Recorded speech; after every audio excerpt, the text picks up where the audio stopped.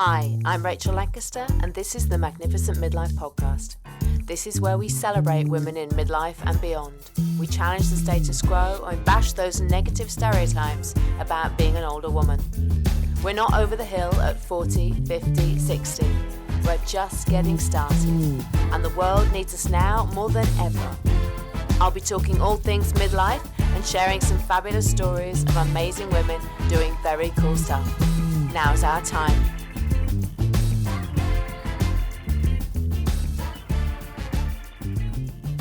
My guest today is the very lovely Laurie Mucha, who is the founder and producer of the Feminista Film Festival. And when I heard that she had set up this film festival, especially to celebrate women and what they're doing, I thought this was just too good a story not to have on the Magnificent Midlife Podcast. So welcome, Laurie. Thank you. Thank you for having me. I'm so excited and nervous. It's my very first long form podcast. This is very cool. Ah, well, I'm a very nice and friendly interviewer. I know. I'm so happy about that. As soon as I saw your smiling face, I was like, it's going to be okay. Yeah, it'll be fine. It'll be fine. So let's both of us take a deep breath. Oh, you're speaking my language. And I even have my rescue remedy here in case I get nervous. Excellent. Have you ever used this? I do. Yeah. I don't often talk about it in public. Okay. But yes, I do. I'm American, it's all here. What you see is what you get. There are no secrets. So I'm going to start with, how on earth did you decide to and actually set about setting up a film festival? Yeah. Okay, so actually it was my husband's idea. Oh, darn it. Men can be feminists too. Yes. So he and I took the girls, we have 2 daughters, and we took them to an adventure film festival. And there were about 12 short films there about people doing extraordinary things outside. And I would say out of the 12, 10 of them were about men doing extraordinary things. And that really bummed us out. And I have a background in film and TV. And literally on the way to the car, Dan said, do you think you could do that? Like, you should start a film festival and do that. And I was like, maybe I could. And so we had just moved here a year prior, and I had just hit that point where it was time to think about going back to work, doing something, but doing it for on my terms. In other words, I didn't want to go get a job in a company. I wanted to go back to work, but still have creative control and scheduling control of my life. So this just felt good. It felt like a really good idea, and I ran with it. I didn't know anything about setting up a film festival, nothing. But you figure it out because there's the internet, and one step at a time, you figured it out. Gosh, where do I start? So we're maybe 3 years in now. We're about to do our 3rd festival in September. We've done 2 festivals in London and then a tour through International Women's Day. We had 40 cinemas doing screenings. And when I think about where we started to now, I just can't believe it's only been 2.5 years, really. Because, literally, it's so amazing to create something from nothing, right? Like, it was an idea, and now it's a business. Not fully profitable, but it's a business. Yeah. It's bringing in money, and you, as you say, you created it from nothing, which is very exciting. It is so exciting and so rewarding. I always think that, the challenge of something and what you get from it kind of go hand in hand. You can't have fulfillment without some sort of challenge, or growth without challenge. And I was ready for that at this point in my life, and I took a whole decade off or more to have kids, and I'm glad I did. But when it was time for me to go back, I was hungry for something creative and productive that I could really kind of get behind, that I believed in, but also gave me enough to do with that I'd never get bored, because I have that tendency. And I guess with something like this as well, it is never, ever, ever going to be boring, because you will always have new films. You will always have new people. Yeah, but I thought just what you said. I thought it'd be always about the films. It's the films are part of it, but really, I learned how to be a business owner, right? And how to be an artist or a creator.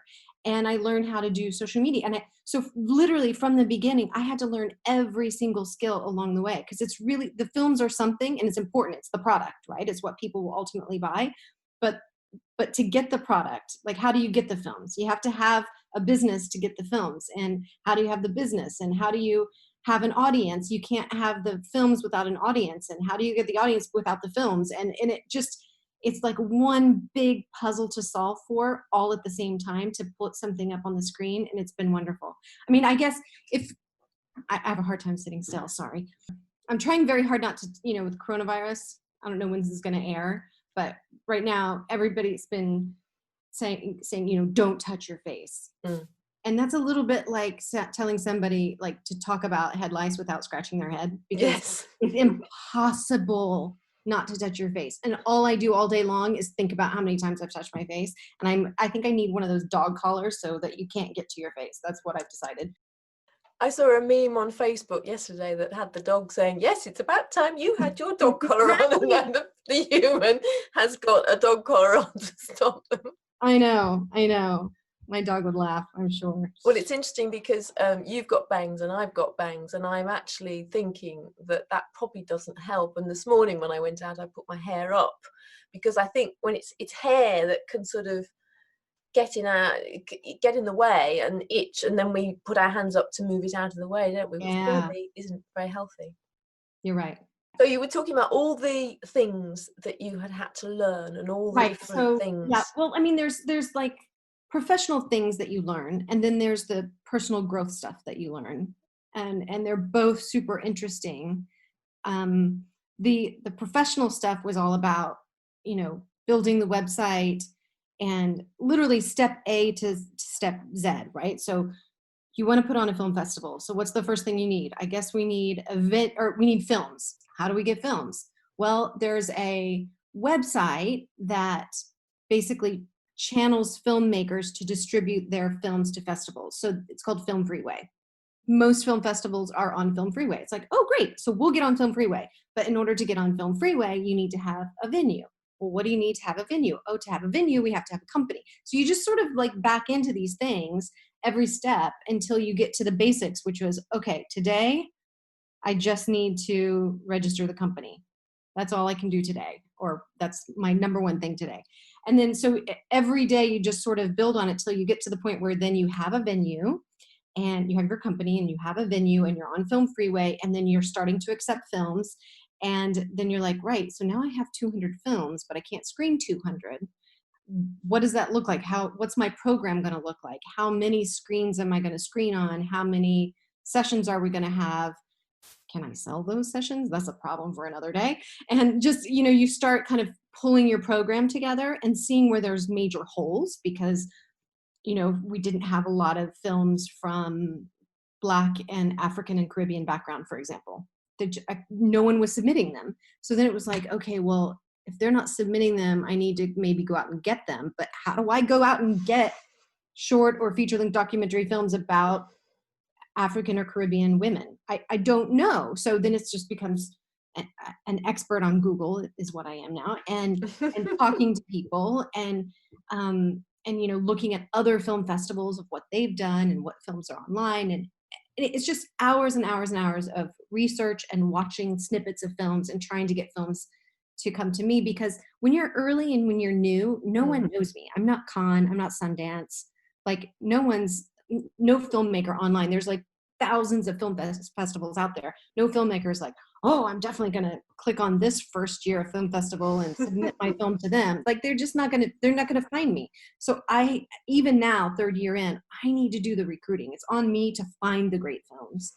And not just to sit back and wait and see what comes to me, because we really want to be kind of commercially viable and look at this not from the perspective of the filmmaker exactly, but the stories that they're telling. So a lot of film festivals give awards for sound design or production design, directing, whatever. Our awards are more focused on the stories that are being told in the films and the women and girls whose stories are represented in the films. So for example, last year's awards were, we had an award for Brave Girl, and we had several films in that category because they were about girls living bravely and doing amazing things. And then we had another one called Community Leaders or Community Role Models or something, because we had a number of films about women doing really great things in their community. So our awards are about the women featured and not about the filmmaker, which makes it a little bit more nuanced going after films, because I need to watch enough of the film to see if it's going to be right for us, and then reach out to the filmmaker and ask them to be part of it. We've had a great response, and it's a really feel-good, inspiring festival. So I think if it's a right fit for the filmmaker, then it's an easy yes for us to work together, because we're super inspiring. We're in London, and we've got this tour now, so we have kind of a mini distribution channel in place, so it's kind of worked. Well, I'm a little all over the place, aren't I? No, this is perfect. Don't you worry. It's all right. Take some rescue remedy. You're fine. Okay. Fair enough. I should tell the listeners we're a little hysterical today because coronavirus does seem to have kicked off today, and both of us confessed to having gone to the supermarket this morning to get some, just necessary items, just to make sure that we're all have some stuff in it is feeling a little surreal today, isn't it? Yeah. It is. And I have family in America too who have, schools are shut down, like everything is shut down. Well, my son is in America. And, I'm hoping that the travel ban does not extend to the UK, because then I literally, if he needed me, I wouldn't be able to go to him. I know. Which is a bit scary, really. How old is he? That. He's 22, so he's all right. He knows how to I look know, after himself, but I get that. You want to make sure you can go where you need to be. Yeah. So that's a little... told you can't do something. I know, it's a little disconcerting. And I walked into the chemist this morning, and the staff were all wearing face masks, and I thought, oh gosh, that's a bit different. Yeah. So, but it's not. Yeah. So we talked about before we started recording, didn't we? That it's not about panicking, but it's about being prepared and right. Everybody looking after themselves so that we can look after the vulnerable. That's I think the key. Yes, it is. That's right. Anyway, but going back to your lovely film festival, I think the name is brilliant, and I bet the name sells itself to a certain extent. Yeah, I think so. Of course, there's always those people who are like, wait, you're a feminist film festival, but you don't fit my criteria of what a feminist is. And, you can't make everyone happy. That's one of those things that I learned in the last 2 years too, is to, do my best and stay true to our vision and learn as you go, improve as you go, and don't worry about the people who disagree with you for different things. For example, one of the things that we do, which is controversial in some circles, is that we allow filmmakers of all genres in our festival. So we're a Feminista Film Festival, which allows male directors. Mm-hmm. And we do that because our mission is to share the most inspiring stories about women and girls from around the world. So I'm actually not concerned about who made it. I'm concerned about the story that's being projected. So I accept films from all genders, and some people don't like that. And I respect it and I get it, which is why we F-rate, right? I don't want to just take films from men only. We F-rate to make sure that we're at least equally balanced. I'd love to have more female directors, but as it is, I'm already very specific in what I'm looking for: inspiring documentary films about women and girls from around the world that represent all heritages and backgrounds. That's not incredibly boring, because let's face it, documentaries can be pretty boring, and we don't do boring films. We do inspiring, fun, lovable films. And so I accept films from all genders. But are they mainly short films, or do you have long films as well? Yeah, we have both. We have, at the last festival, we had 2 features, and we had 16 shorts, 8, 9, 12 shorts. One of those numbers. We have both. The first year we did mostly shorts. The second year we had 2 really great features that were submitted, so we took them both. Mm-hmm. We do both. Our tour program is a collection of shorts that are all stitched together and run the length of a feature film. There's a lot of really great short films out there. Yeah. And it also allows me to put in some short films that are a little bit chewier, a little bit heavier, have a kind of a stronger message. Mm-hmm. Maybe, I have a short film that's really beautiful about a Syrian refugee, for example, and it's animated and it's a true story, documentary, and it's beautiful, and it's only 8 minutes long, I think, maybe even 7. But it's, it's one of those, after you finish, you're like, ooh, and if you turn that into a feature length, it can get pretty hard to sell tickets to. And I'm a business too. I got to sell tickets. So having short films really allows me to have a 12-minute, super happy, inspiring ski film about a woman doing the first X, Y, or Z, followed by Sarah, a kind of a tougher messaged short film about a Syrian refugee, and then another one that's a little bit more uplifting about the first African-American ultra marathon runner, whatever. And then you can kind of go back in and do another kind of harder hitting short film. And as long as you have something there to kind of give people a breather, they can take on more heavier stuff and keep going and that's the challenge of curating a program, right? Is to pull all of these pieces together into a program that is cohesive and flows and doesn't leave people exhausted at the end, but isn't just eye candy either. Do you know?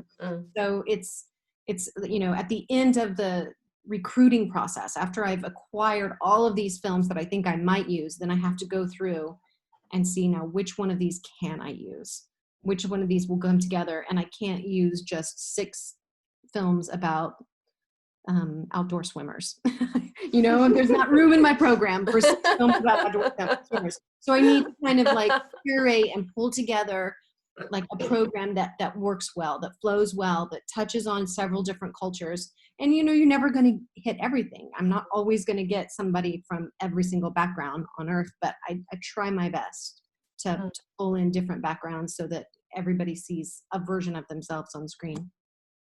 Because I have 2 films that I'm thinking of, but they're both long. Yeah, both an hour and a half. Well, I mean, we have done it, right? We have done it. The other thing is, it's funny that I've now watched a lot of documentary films of all lengths, and I can tell you almost every film can be made better by making it shorter. Really? Yeah. Well, have you seen Maiden? Yes, that's a great film. Yes. I saw that on Sunday night, and I interviewed Tracy Edwards yesterday for the podcast. Oh, wonderful. That'll be great. Yeah. That's a good one. That's a good one. I thought it was stunning, and it kept my attention from beginning to end. That's a good one. In fact, I did look at that one, but we had already selected Home. Have you seen Home? No. It's another it's about a woman who traveled around the circumference of the globe by human power alone. So rowing, biking, walking, hiking. Wow. Our festival was only a couple of days, and I couldn't have 2 big sea films. Yeah, I get you know that. what I mean? Like, not to say that they submitted and I didn't accept them. I don't think that they submitted, but I remember seeing that out there and going, that would be really good, but I've already accepted Home, and I don't think I can do both. And Home was also wonderful. So, and then I'll have to listen to that podcast of your interview. Yeah, and it's not out yet. Obviously, it'll be out in season 4 with this one. But and then there's another one. I have a director friend so she wrote and directed a film, but it's a drama, and it's set in Suffolk, and it's called Widow's Walk. And, ooh, lovely. It's a spooky film. Ooh, I like spooky. Yeah, so that's another one you might want to look at. But yeah, someday I'd like to branch out from documentaries and look at other stuff. But right now, here's the other thing about. Is it all factual then? Yeah, it's all documentaries right now. And one of the things we talk about, things that we've learned along the way, and I can tell you how to set up and run a film festival, but I think the real lessons are like what it takes to start up and run something new. Like for me, I learned more about myself in this process than I did about anything else, and I learned so much. So what did you learn? What have you learned? What have I learned? Well, I mean, about yourself. About myself. Well, what I was about to say, which is probably the number one thing. I said I wanted to get into dramas or something outside of documentary at some point, but not yet. One of the major things I've learned is that I get bored easily, And once I have tackled something and I've sort of figured it out, but haven't yet crossed the finish line, but I realize like, oh, that's how you do it. Okay. Then I start to lose interest and focus on the next thing. And my husband, this is why it's so amazing to work with him. I mean, I really run it day to day, but he's got a super strong business mind. He's a great business guy, strategic thinker, entrepreneur. And he helps me because he'll come home and first of all, he just will listen to me talk about the business all the time, which I love. And I can just say to him what I'm thinking, where I'm going, and what I want to do next. And he'll be like, Laurie, focus. Finish what you started. Get this across the finish line and then do that. And he's so right. And it so goes against my nature to just stick with something. And I heard somebody on a social media podcast recently say that if it starts to get boring, you're doing something right. It doesn't mean that, now for a lot of people, maybe that's not true. But for me, I know that when I've figured it out, but haven't completely finished it yet, the joy of it is for me figuring it out. And once I figured it out, I was like, oh, okay, cool.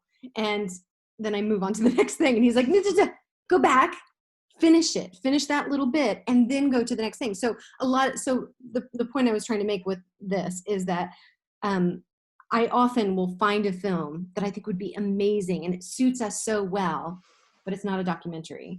And he's like, not yet. We're not ready yet. Like we're still building our distribution channel. We're still, like you got to define who you are and what you stand for before you go bigger, because we do want it to be a financially sustainable business, right? And the other thing that I was going to say that I've learned is, well, I'm going to keep saying things I've learned because I've learned so many things. It's like to say the other thing. It's like I've learned. I read here one of your questions was, what lessons have you learned? And I'm like, all of the lessons. I have learned all of them, because like everything. When I started this, I was a total outsider to the film and TV business here in London. And I was in production years ago, like a decade plus ago. That did nothing for me in starting up this business, except that I'm just sort of a creative person. But it's not like I had any contacts or any knowledge about how to run a film festival. I really didn't. I really, really didn't. I knew maybe 2% more than the average person, but not much. And for the first year and a half, I thought that is a huge disadvantage to me. All these people know so much more than me, imposter syndrome, whatever. Everybody else knows everything and I don't know anything. And first of all, most people don't know what they're doing. I mean, most people have parts of their job that they don't really know, and they're just doing it because that's what they've always done and whatever. The number one thing I learned going to a conference recently was that being an outsider can be in your favor. Yes. And I wasn't caught in this cycle of the way things are done with film festivals.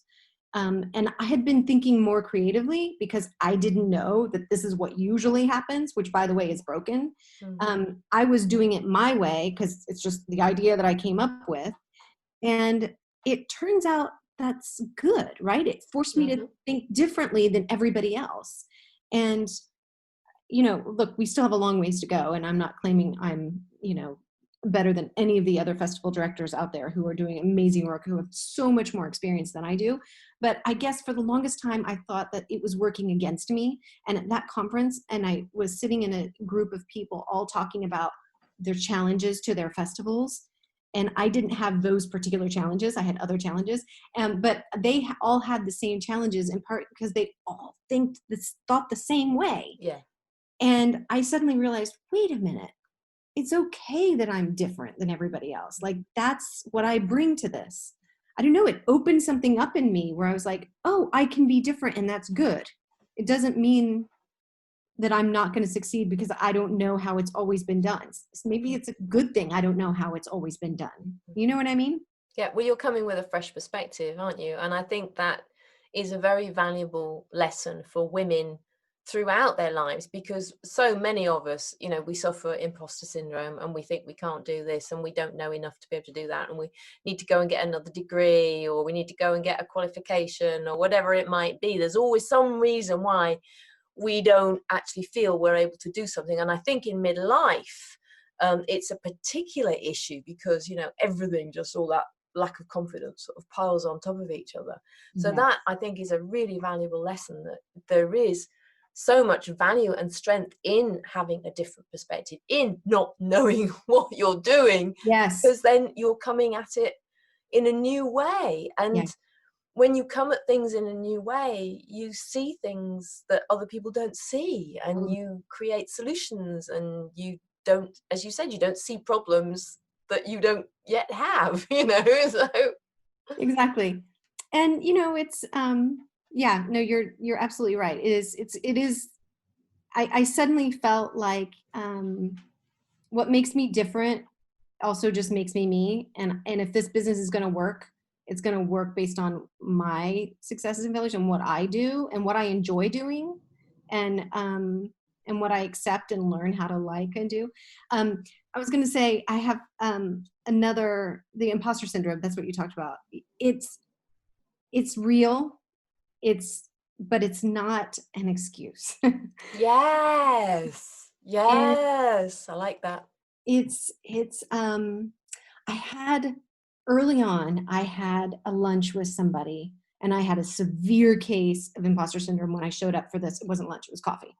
And she met me at the BFI already, or the BFI members club. I don't even know British Film Institute. Yeah, no, but I mean, I don't know what. Just adding that for anyone that doesn't know what BFI means. Like, I don't know much, but I do know that. It wasn't for you. That was for the listeners.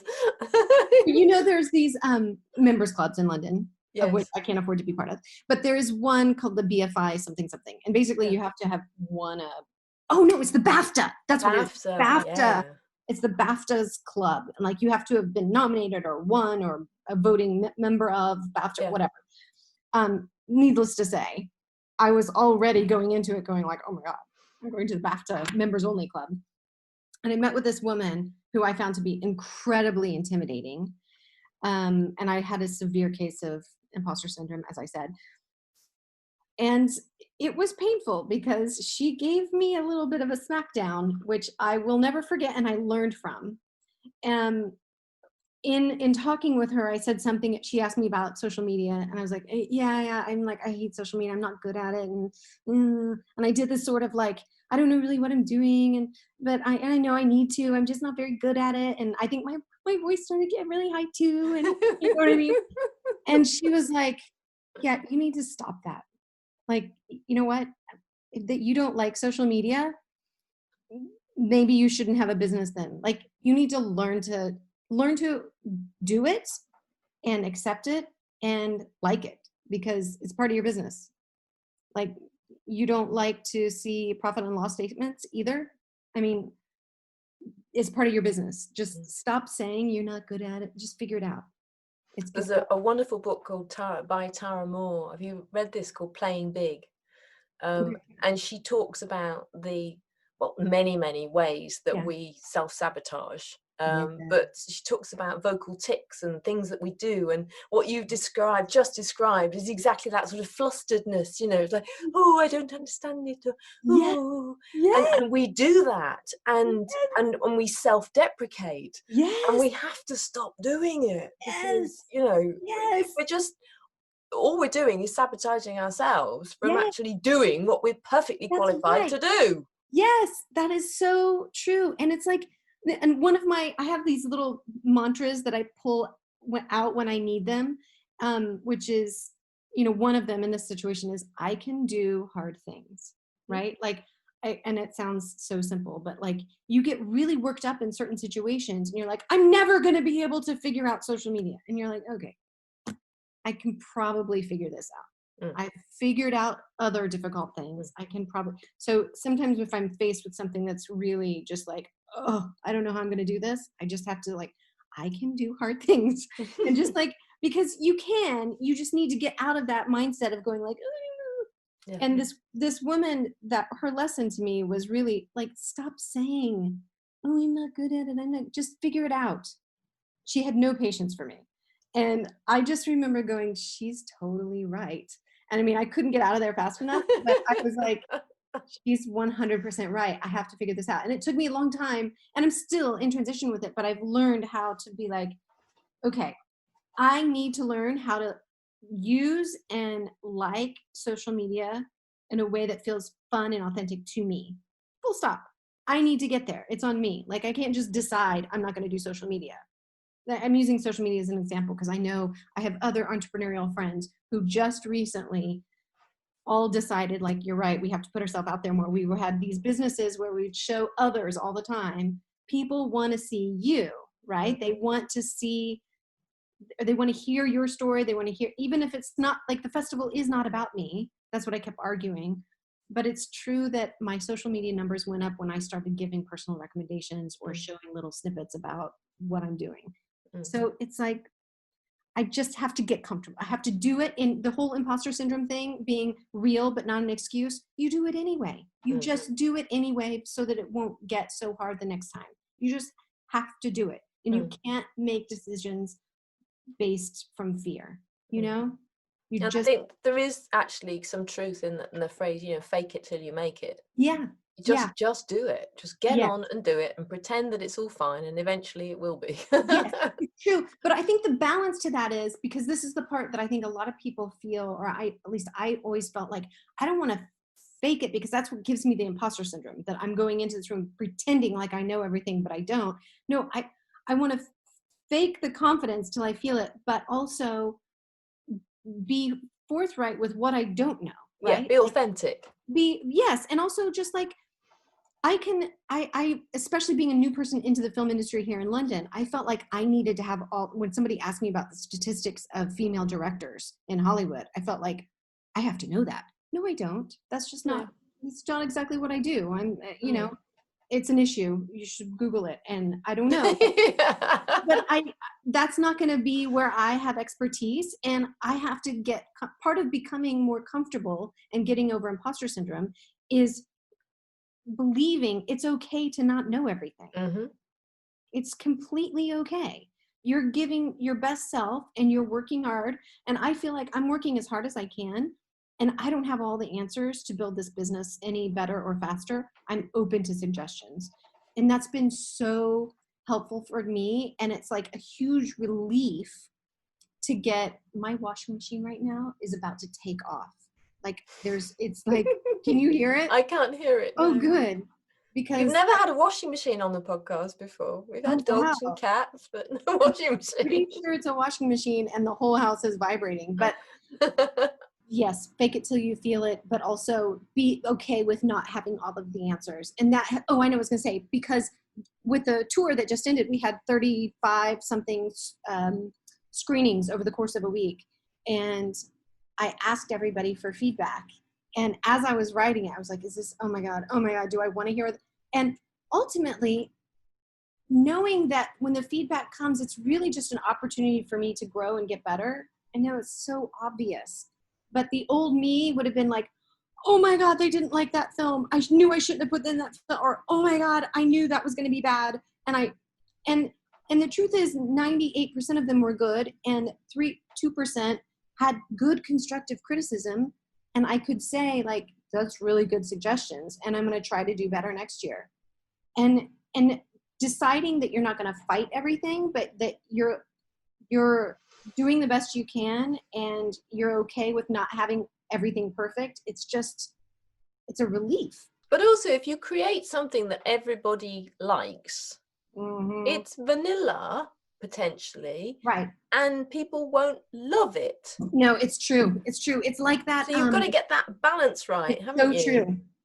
It's like, I think it's an artist's way. Some book about creativity talks a lot about, there's the universal is in the specificity. So being as specific as you can to what your vision is. And then there is a universality about how people see that specificity. I didn't say that very well. Look up. It's a good quote. We were going to talk about other lessons learned, and I was thinking about preventing overwhelm. Oh, that's a big one. When you're a business owner, my goodness me. Yeah, right? Because there's just so many facets of your day. And I think that the thing that's really helped me is every day. So I have my morning routine. And then every day I set 3 tasks for myself. I call them 3 things biggest impact. I mean, it's literally written in my journal every day, 3 things biggest impact. So if I do nothing else, I have to do these 3 things today. And maybe it's like invoice this one cinema or whatever it is, 3 things. Social media is always on there. And I try to do those things first before everything else. The challenge is, though, as you know, sometimes you're in your excitedness, your number one most important thing is invoice all cinemas. It's like, okay, probably not realistic that I'm going to get to all 40 of them today, but like I can do the 2 that are the most important. So my challenges that I keep coming up against is like making those 3 things small 3 things, not gigantic 3 things. But it is very hard to look at the overall list of things to do on your day and then go, oh my God, how am I going to do all this? And then be like, forget it. I'm just going to watch Veronica Mars on my phone. I just want to run away. I want to run away from my to-do list. Yeah, right. So it's like, and I tend to be an all or nothing kind of person. That's the other thing that my husband has done for me, because I'm creative and emotional. So I'm like this, I'm like, this business is amazing. Oh my God, this business is never going to work. And he's just like, keep calm and carry on, babe. Just, you're fine. And he's just like so even keel. And he balances me out. So we work well together. That's excellent. I know all about being creative and emotional. That's my modus operandi as well. It's a gift. It is a gift. And I think also what I can see in you is that you have what somebody else describes as popcorn brain. It's like, it's just ideas going off all the time. And want to do something with it, and yet I need to be focused on this and finishing this one and not jumping off into that one. And I do have popcorn brain, monkey brain, whatever you want to call it. I have that. and my family makes fun of me too, because if you saw my desk right now, I have various things around my desk that are intended to keep people out of my brain. I have earplugs, earbuds, headphones, earwax. I have this wall of books in front of me where I can like kind of build it up. Dan sometimes he's like, would you like a blanket? Because sometimes I just want to like go like this, but I just get too, that's what I'm worried about with this Corona thing. If I end up with 2 kids in the house, how am I ever going to get anything done? I see. That's where having a garden office is the salvation. See, I am coming to you from Magnificent Midlife headquarters. This is my garden office. This is just me. This is my 2 meters by 4 meters in my garden. That is wonderful. And people are not allowed in unless they are invited. Oh, you're so mean and rotten. Love it. That is so cool. I wish I had that. No, and my desk is in the big wide world open here to the, I'm in Shepherd's Bush. So we live in a house that's big enough for us. Well, I'm in Finsbury Park. I'm in North London, but I have enough space in my garden for an office. Yeah. You are so lucky. And it has saved my life. I bet. It has stopped me murdering children. Wow, that's good. That was the investment. Yes. Well, we'll just see what happens. I do sometimes work from cafes, but again, I really have to like close in and get in the zone. As you said, I have popcorn brain, and like I need to be able to focus to get anything done. And you're right. The ideas that come, and when you're running the business and you are responsible for absolutely everything, you have to decide early on, like, I'm not going to get all of these things done today. So what, and I think batch creating has helped me too. Like there are days where I'm just like, oh, today is just a X day. Today I'm going to empty out my inbox, or today I'm creating videos for the next 4 social media posts. That's all I'm doing today because I'm in the zone and I'm feeling it and I'm just going to batch create. So that's helped me a lot too. But on those days where you just don't feel like doing anything, it's just like, do something. And it's like, I just keep telling myself just one small thing, just do one small thing at a time to get going. And that's all you need, right? So what advice do you have for a woman who's got a crazy idea that she thinks everybody's going to just think, you're nuts, you can't do that, and you don't have the knowledge, and this and the other? What would you say to a woman who was going through that process? Just do it. And this goes back to what we were saying before. Don't wait to have it all figured out. And don't wait until you feel ready. Just do it. Just do it now and figure it out as you go. And if I had tried to figure out how to run a film festival before I ran the film festival, there would be no film festival. I did the first one, we made a ton of mistakes, and then we got better the second time. And you cannot have all the answers before you get started. You just can't. You have to live it and learn it for you and just do it. Don't make decisions based out of fear. That's my other life mantra, is like, if you feel it on your heart, you got to do it. You got to do it. Life is short, you just have to try. Don't make decisions based out of fear. Thank you for listening to this episode of the Magnificent Midlife Podcast. If you enjoyed it, please subscribe, share it, and leave me a review on iTunes or wherever you're listening. You can find out more information about this episode in the show notes at magnificentmidlife.com.